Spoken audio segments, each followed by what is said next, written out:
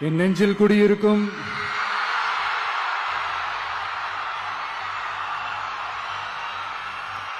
கரூர் சொந்தங்கள், உங்கள் அனைவருக்கும் என்னுடைய வணக்கம்.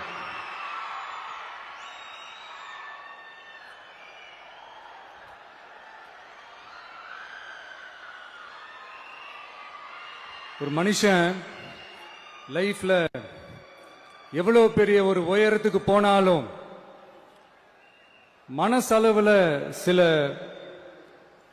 வலிகள், காயங்கள், அதை மறக்க முடியாது இல்லையா? எல்லார் லைஃப்லயும் அப்படிதான், நமக்கும் அப்படிதான். நிறைய வலிகள், காயங்கள் எல்லாத்தையும் தாண்டி தான் வந்திருக்கிறோம்.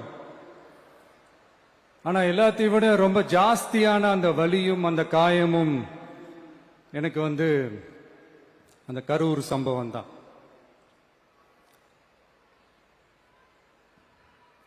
மக்களை சந்திக்கணும், மக்கள் பிரச்சனைகளை எடுத்து பேசணும். அதுக்காக தான் அந்த மக்கள் சந்திப்பு பயணத்தை தொடங்கி திருச்சி, அரியலூர், நாகப்பட்டினம், திருவாரூர், நாமக்கல், கரூர் அப்படின்னு சொல்லிட்டு போயிட்டு இருந்தோம். அரியலூர்ல அந்த மீட்டிங் முடிச்சுட்டு பெரம்பலூர் போறதுக்கு முன்னாடி அந்த பெரம்பலூர் போலீஸ் எங்களை அலர்ட் பண்ணாங்க. சரிங்க, கூட்டம் கொஞ்சம் ஜாஸ்தியா இருக்கு, லேட் ஆயிடுச்சு, வராதீங்க அப்படின்ட்டு. So we had no choice. Police சொன்னா நம்ம அதை ஒபே பண்ணி தானே ஆகணும். அதே நேரத்தில் பெரம்பலூர் மக்களோட அந்த சேஃப்டியும் மைண்ட்ல எடுத்துக்கிட்டு ஒரு மன வலியோடவே திரும்ப போயிட்டோம். அதுக்கப்புறம் பெரம்பலூர் தொகுதி மக்களுக்கு மன்னிப்பும் கேட்டோம். அதே மாதிரி நாமக்கல் அந்த மீட்டிங் முடிச்சுட்டு கரூர் வரும்போது அந்த கரூர் போலீஸ் எங்களை அலர்ட் பண்ணிருக்கலாம்ல.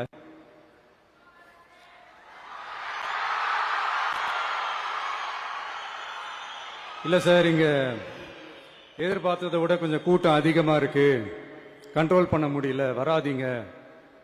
அண்ட் போலீஸ் நினைச்சா அவங்க அந்த மீட்டிங்கே கேன்சல் பண்ணலாம். ஏதோ தப்பா இருக்கு, ஏதோ தப்பா தோணுது அப்படின்னு நினைச்சிட்டாலே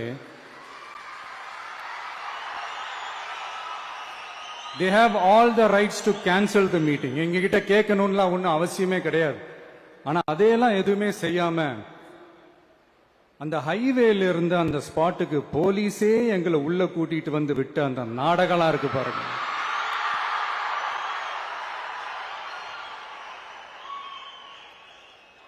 நம்பிட்டேங்க, முழுசா நம்பிட்டேன். அன்னைக்கு இருந்த அந்த கரூர் போலீஸ் பேசும்போது தேங்க்ஸ்லாம் சொன்னேன் அவங்களுக்கு. எனக்கு தெரியாது இப்படி ஒரு நாடகம் நடக்கும்.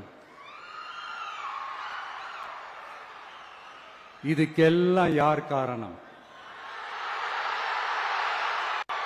இதெல்லாம் யார் சொல்லி செஞ்சது? இப்படி பண்ணுங்க, அப்படி பண்ணுங்க, சப்போஸ் அப்படி நடந்தா இப்படி பண்ணுங்க, சப்போஸ் இப்படி நடந்தா இந்த மாதிரி இன்ஸ்ட்ரக்ஷன்ஸ் எல்லாம் கொடுத்து அந்த பிரஷர் போடுறது யாரு?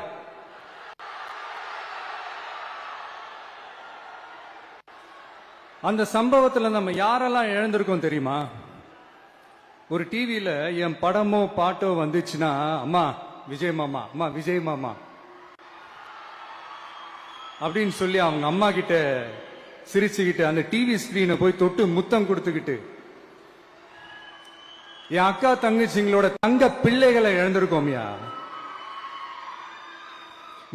மழலை கூட சரியா வராதப்போ ஒரு பேப்பர் மேகசின்ல என் போட்டோவை பார்த்தா அது சிரிச்சுக்கிட்டு அந்த கள்ளங்கபடம் இல்லாத அந்த சிரிப்பு, அந்த கடவுள் மாதிரி இருக்கிற அந்த பச்சை பிள்ளைங்களை இழந்திருக்கோம்யா. என் அக்கா, தங்கச்சி, அண்ணன், தம்பி, குடும்ப உறவுகளை இழந்து அந்த வலியோட இருக்கிற என்ன நீங்க ஏளனமா பேசுறீங்களா? என் மேல பழிய தூக்கி போடுறீங்களா? இப்படி ஒரு சம்பவம் நடந்துருச்சு. இது ஏன், எதனால, அதுக்கான பின்னணி என்னன்ட்டு அந்த வலியோட வீட்டுல உட்கார்ந்துட்டு இருக்கிற ஓடி ஒளிஞ்சிட்டான் வர சொல்றீங்களா? வாயின்னு முன்ன இருந்தா என்ன வேணாலும் பேசுவீங்களா?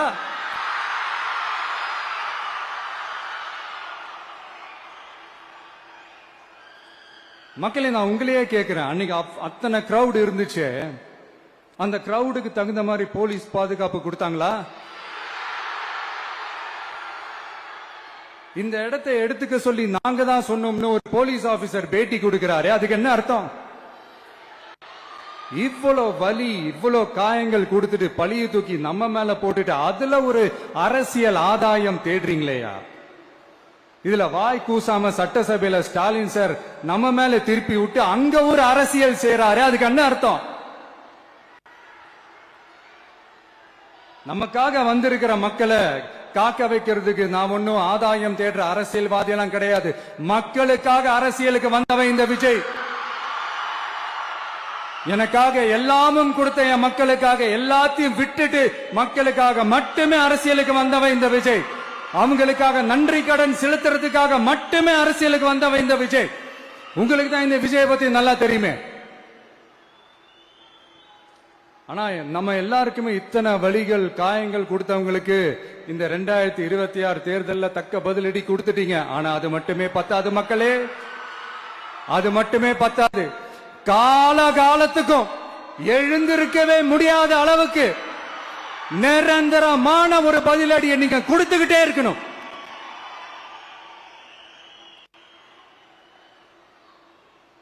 இப்படி எல்லாம் பண்ணா நான் மக்களை விட்டு ஓடிடுவேன் நினைப்பா? யார் என்ன ஓடினாலும் நான் மக்களை விட்டு எல்லாம் ஓட மாட்டேன். அன்னைக்கும் சொன்னேன், இன்னைக்கும் சொல்றேன், நாளைக்கும் சொல்றேன், தில்லா சொல்லுவேன், கெத்தா சொல்லுவேன். பணமா ஜனமா அப்படின்னு கேட்டா என் ஜனம் தான் எனக்கு முக்கியம்.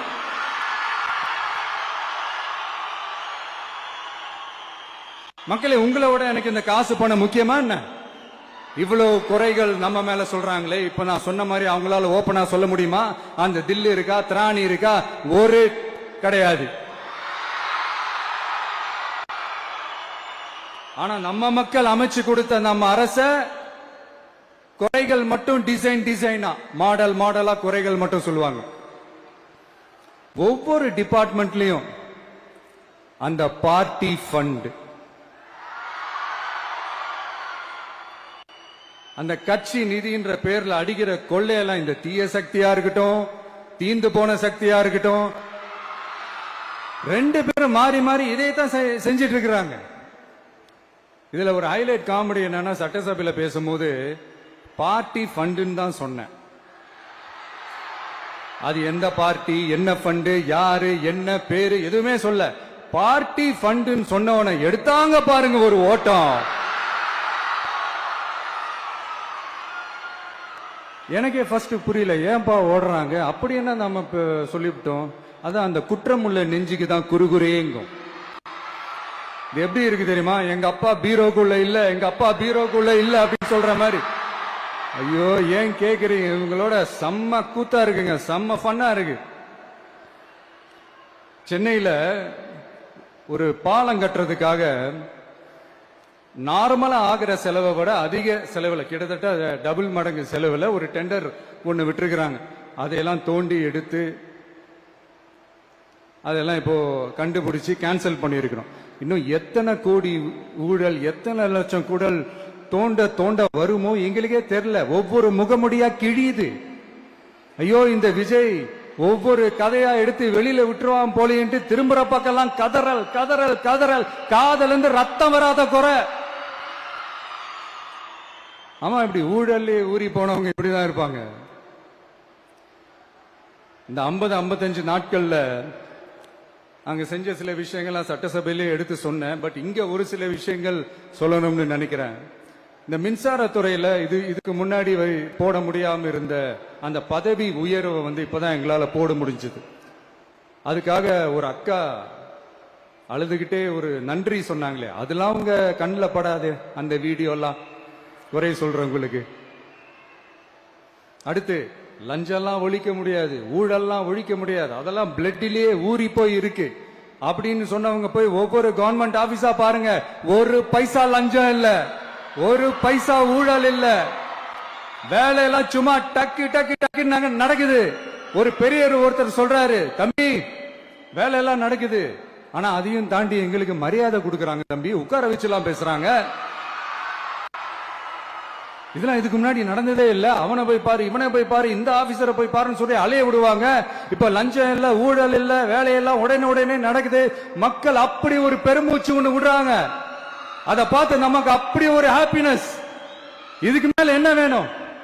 ஏன் இதெல்லாம் பண்ண முடியாது? மனசுன்னு ஒண்ணு இருந்தா பண்ணலாம். இப்ப பண்ணல. அதே மாதிரி இந்த எல்என்டி நிறுவனத்தோட 18,600 crore-க்கு 3 திட்டங்கள் அந்த ஒப்பந்தம் அந்த கையெழுத்து போட்டிருக்கிறோம். கிட்டத்தட்ட 8,200 பேருக்கு வேலை வாய்ப்பு. நான் சொல்றது அந்த 3 மாவட்டத்தை சேர்ந்தவங்களுக்கே அவ்வளவு வேலை வாய்ப்பு. குறுவை சாகுபடிக்காக 134 கோடியில அந்த சிறப்பு தொகுப்பு திட்டம் அறிவிச்சிருக்கிறோம் நம்ம விவசாயிகளுக்காக. இப்பவும் சொல்றேன், நம்ம விவசாய பெருமக்களே, உங்களோட இந்த அரசு கூடவே நிற்கும். பெண்கள் பாதுகாப்புக்காக சிங்கப்பெண் அதிரடி படை, அது உங்களுக்கு நல்லாவே முன்னாடியே தெரியும். வரப்போற அறிஞர் அண்ணா அவர்களுடைய பிறந்த நாள்ல உங்க அண்ணனுடைய அரசுல தாய் மாமன் தங்க மோதிர திட்டம் அறிவிக்கப்படும். இதெல்லாம் கேட்டாங்களே, வாக்குறுதி கொடுத்தீங்களே, என்னாச்சு என்னாச்சுன்னு. இந்த தீய சக்தி மாதிரி ரியல் தாய் மாமன்லாம் கிடையாது, ரியல் தாய் மாமன். எப்படி ரியல் தாய் மாமன்.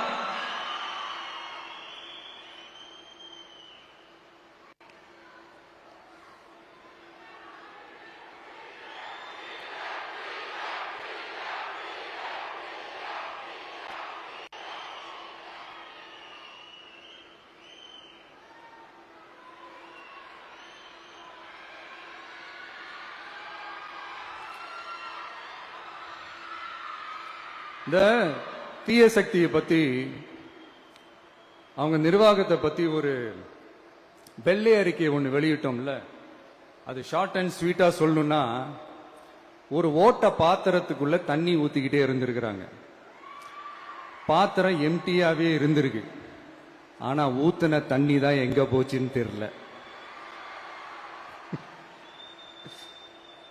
கடவுளுக்கு தான் வெளிச்சம். அது மாதிரி இப்ப நம்ம சொன்னதெல்லாம் சும்மா ஒரு சாம்பிள் தான். இன்னும் வரப்போற நாட்கள்ல உங்க அரசனுடைய அந்த விஸ்வரூபத்தை நீங்க பாப்பீங்க.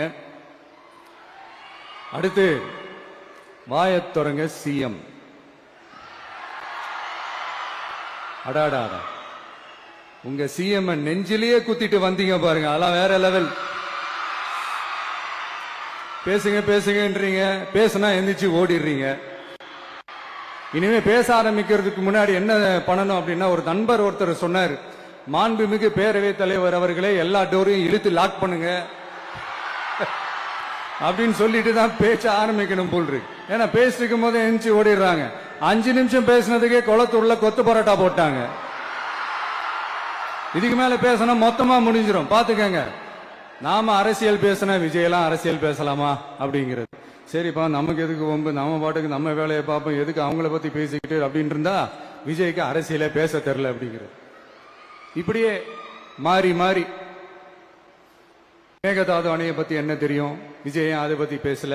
இப்படி நம்ம அரசியலுக்கு வந்ததுல இருந்தே ஒரு கூட்டம் குறை மேல குறையா சொல்லிக்கிட்டு, பாட்டுக்கு பாட்டு கச்சேரி எங்களுக்கும் பண்ண தெரியும், பண்ணலாமா? இந்த மேகதாது அணை சம்பந்தமான அந்த வழக்குல தமிழ்நாட்டோட பெட்டிஷனை சுப்ரீம் கோர்ட் எப்போ ரிஜெக்ட் பண்ணுச்சு? அப்ப யார் ஆட்சியில் இருந்தா? ஏன் ஒழுங்கா வாதாடல? நீங்க ஒழுங்கா வாதாடி இருந்தீங்கன்னா அதை ரிஜெக்ட் பண்ணிருக்க மாட்டாங்கல்ல. ஏன் ஸ்டாலின் சார் வேணும்னே விட்டுட்டாரா? ஏன் இப்படிலாம் கேள்வி கேட்கலாமா? இப்படிலாம் கேள்வி கேட்டாதான் மேகதாது அணையை பத்தி பேசினதா அர்த்தமா? ஏன் அந்த ஸ்டேட் சிஎம் பேசுறாரு, நீங்க ஏன் பேசல? அப்படின்னா நம்ம ஸ்டேட்டோட உரிமையை எங்க நிலைநிறுத்தணுமோ அதுக்காக வேலை பார்க்கறது மட்டும்தான் முக்கியம்.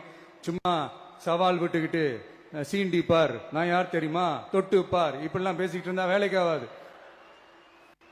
சும்மா பேசி பேசி பிரச்சனையை வளர்த்துக்கிட்டு யார் மேலே அது பழிய தூக்கி போட்டுட்டு அப்புறம் மக்களை அம்போன்னு தெருவில் விட்டுட்டு இப்படிதான் ஒரு அரசியல் பண்ணணும்னா அந்த அரசியல் நமக்கு தேவையும் இல்லை, அதை நம்ம செய்யவும் போறதில்லை. Talk less work more mode தான், அதுதான் நம்ம பாலிசியே. அதனாலதான் சட்டசபையில அந்த அரசினர் தீர்மானம்னு சொல்லி ஒன்று கொண்டு வந்தோம். அது எப்படி டு டேக் இட் ஃபார்வர்ட், எப்படி கொண்டு போகணுமோ அதை சரியா செய்வோம். சென்ட்ரல் கவர்மெண்ட்ல இருந்து அந்த டீலிமிட்டேஷனை திரும்ப கொண்டு வர போறதா ஒரு பேச்சு ஒன்று அடிபடுது. யார் என்ன டீலிமிட்டேஷன் கொண்டு வந்தாலும் தமிழ்நாடு அது ஒத்துக்காது. நமக்கான இடத்தை யாரும் பறிக்கவும் முடியாது, அது பறிக்கவும் விட மாட்டோம். இப்படி நாம இருக்கும் போது இந்த தீய சக்தி திமுக எங்க போய் நிக்குது, யார் கதவை தட்டிக்கிட்டு நிக்குது, அது உங்களுக்கே நல்லா தெரியும். மக்களே, இந்த தீய சக்தியும் தீந்து போன சக்தியும் வேற வேறலாம் இல்ல, கூட்டு களவாணிங்க. சொல்ல முடியுமா அவங்களால? எங்களுக்குள்ள ஒட்டும் இல்ல, உறவும் இல்ல, அறிவிக்க முடியுமா, நிரூபிக்க முடியுமா? இந்த வரப்போற இடைத்தேர்தல் அதை நிரூபிச்சு காட்டுங்க, அப்புறமா பேசுங்க. மக்களை, என் மனசை விட்டு கரூர் எப்பவும் நீங்கவே நீங்காது. நமக்கு ஏற்பட்ட வேதனையான சம்பவத்தை, நமக்கு எதிராக நடந்த சதிய சூழ்ச்சிய இனி வர்ற ஜெனரேஷனும் அவங்களுக்கு தெரியப்படுத்தணும்ல. அதுக்காகவே இனி ஒரு அரசியல் சதிய, அரசியல் சூழ்ச்சிய யாரும் யோசிக்கவே கூடாதுன்றதுக்காகவே கரூர்ல ஒரு நினைவு சின்னத்தை நம்ம டிவிகே சார்பா அமைக்கப்படும் அப்படின்றத அறிவிக்கிறோம். அப்புறம் கரூர்ல இருந்து ஒட்டுமொத்த தமிழ்நாட்டு மக்களுக்கும் சொல்றேன், உங்க டிவிக்கு அரசு உங்களுக்காகத்தான் உழைக்கும். அடிப்படை வசதிகளை முதல்ல நிறைவேற்றணும். ஒரு பக்கம் நிதி நிலைமையை சரி செஞ்சுக்கிட்டே, இன்னொரு பக்கம் அப்படியே நாம சொன்னதுல பிரையாரிட்டி பார்த்து ஒவ்வொன்னா படிப்படியா நிறைவேற்ற ட்ரை பண்ணுவோம். இது எப்பவும் உங்களுக்கான அரசா தான் இருக்கும். இந்த விஜய் உங்க விஜயா தான் இருப்பான். நீங்க உரிமையோட உங்க கவர்மெண்ட்டை நீங்க அணுகலாம். இந்த தீய சக்தி ஆட்சி முடிஞ்சு பொட்டிக்குள்ள போனதுல இருந்து என்னென்னமோ பண்றாங்க, ஏதோ பேசுறாங்க, சோஃபாங்கிறாங்க, வாஷிங் மெஷினுங்கிறாங்க. இந்த அரசியல் வியாபாரம் பண்றதுக்கான அந்த வெண்டிங் மெஷினே அவங்க தான். யாரு? இந்த திமுக. இதுல நம்மள பார்த்து வாஷிங் மெஷினுங்கிறாங்க. எலெக்ஷன்ல ஓட்டுக்கு காசு கொடுக்கிற அந்த கலாச்சாரத்தையும் அந்த கல்ச்சரை அடிச்சு நொறுக்கி இருக்கிறோம். எலெக்ஷன்லயே அப்படி வேலை பார்த்த நாம, நமக்கு எதுக்கு இந்த குதிரை, கழுத, ஒட்டக பேரெல்லாம்? மக்களின் பக்கம் அப்படி இருக்கும்போது நமக்கு எதுக்கு இந்த பேரெல்லாம்? இந்த திருட்டு திமுக ஆட்சியை வச்சுக்கிட்டு ஊரடிச்சு ஒலையில போட்டு இந்த கொள்ளையை அடிச்சதுனாலதான் உங்க கரூர் கம்பெனி ஓனர் ஒருத்தர் எங்க எங்க இருக்காருன்னே தெரியாம ஓடு ஓடு ஓடு ஓடு ஓடு ஓடு ஓடு ஓடு வராம் பாரு வேட்டக்காரன் ஓடினே இருக்கிறாரு. இன்னொருத்தர் ஃபாரின்ல போய் ஒளிஞ்சுக்கிட்டாரு. ஃபாரின் ஸ்டாலின் சார் நினைச்சிட போறீங்க, அவர் இல்ல. எனக்கு எப்பவுமே ஸ்டாலின் சார் மேல ஒரு தனி பாசம் ஒண்ணு உண்டு. அவர் கிடையாது, இவர் வேற. சிங்கப்பூருக்கு செக்கப்புக்கு போனார்ல அவரு. இன்னும் தோண்ட தோண்ட எத்தனை பேர் மாட்ட போறாங்களோ தெரியல. உங்ககிட்ட யாராவது லஞ்சம் ஏதாவது கேட்டாங்கன்னா கொடுக்க முடியாது சொல்லுங்க, நான் இருக்கேன் உங்களோட. அப்படியே யாராவது போர்ஸ் பண்ணாங்கன்னா, இது எங்க மகன், எங்க புள்ள, எங்க அண்ணன், எங்க தம்பி, எங்க விஜய், எங்க விஜயோட ஆட்சின்னு ஸ்ட்ராங்கா சொல்லுங்க. மக்களை, நீங்க கூட இருக்கும் போது லஞ்ச ஊழல் மட்டும் இல்ல, அதிகாரத்தை வச்சு ஆட்டம் போடுற யாரா இருந்தாலும் அடங்கிடுவாங்க. இந்த கடமை, கண்ணியம், கட்டுப்பாடுன்ட்டு ஒரு காலத்துல கொள்கையோடு இருந்த கட்சியெல்லாம் இன்னைக்கு எப்படி இருக்கான்னு உங்களுக்கே தெரியும். அதாவது இந்த டிவிகே கட்சியோட தலைவரை எதிர்க்கிறதுல ஒரு நியாயம் இருக்கு. ஏன்னா உங்க பொழப்புல மண்ணள்ளி போட்டான். என்ன, இந்த ஊழல் லஞ்சம்லாம் பண்ண மாட்டேன்னு சொல்லி உங்க அரசியலையே ஒரு தெருமுனைக்கு கொண்டாந்து விட்டான். மக்கள் வேற அவனை தான் நம்புறாங்க. சோ இந்த விஜயை எதிர்க்கிறதுல ஒரு அரசியல் நியாயம் இருக்குது, அது புரிஞ்சுக்கலாம். ஆனா இன்னைக்கு இந்த விஜய மக்கள் ஓட்டு போட்டு ஜெயிக்க வச்சு ஒரு தீர்ப்பை கொடுத்து மக்களுக்காக வேலை செய்யறதுக்காக முதலமைச்சரா உட்கார வச்சிருக்கிறாங்க. என்னமோ இன்னமும் நீங்க தான் ஆட்சியில் இருக்கிற மாதிரி. விஜய் கரூருக்கெல்லாம் போக கூடாது, விஜய் இங்க போக கூடாது, அது செய்யக்கூடாது, இது செய்யக்கூடாதுன்னு எனக்கு புரியலையே. ஆட்சியில இருக்கும் போது தான் இவ்வளவு கட்டுப்பாடெல்லாம் போட்டீங்க, எஸ்ஓபிஸ் எல்லாம் போட்டீங்க, ஸ்டாலின் சார் ஆபரேட்டிங் ப்ரொசீஜர் எல்லாம் போட்டீங்க. இப்பவும் அதே பண்ணிட்டு இருந்தீங்கன்னா என்ன சார் நியாயம்? இல்ல, நான் தெரியாம தான் கேட்கிறேன். இன்னும் கனவுலயே இருக்கிறீங்களா? முதல்ல முழிச்சு வாங்க, ரியாலிட்டிக்கு வாங்க. உங்க ஆட்சி எல்லாம் வீட்டுக்கு போய் டிவிக்குன்னு ஒரு ஆட்சி வந்து ரொம்ப நாள் ஆச்சு. ஒழுங்கா படி, ஒழுங்கா படி என்று சுப்ரீம் கோர்ட் ஓங்கி மண்டேலியே நறுக்கு நறுக்கு நறுக்கு என்று செம்மட்டியாலே அடிச்சும் இந்த திமுக முழிச்சுக்கல அப்படின்னா அப்ப கொஞ்சம் கஷ்டம்தான். வெற்றி தோல்வி எல்லாம் அரசியல் சகஜம் சார். அதுக்காகலாம் வெறி பிடிச்சி இந்த பதவி வெறி பிடிச்செல்லாம் அலைய தேவையில்லை. நல்ல விதமாவே சொல்றேன், நியாயமான அரசியல் பண்ணுங்க. ஓ, அதுதான் உங்களுக்கு தெரியாதுல்ல. இந்த தீய சக்தி திருத்தவும் முடியாது, அவங்களா திருந்துவாங்கன்னு பார்த்தா அதுவும் நடக்க போறதில்ல. அதனால வரப்போற இடைத்தேர்தல மக்களே, இந்த தீய சக்தி திமுகவை நல்லா வெச்சு வெளுத்து விடுங்க. கான்பிடண்டா இருங்க மக்களே, நல்லதே நடக்கும், வெற்றி நிச்சயம். மீண்டும் சந்திக்கும் வரை நன்றி, வணக்கம்.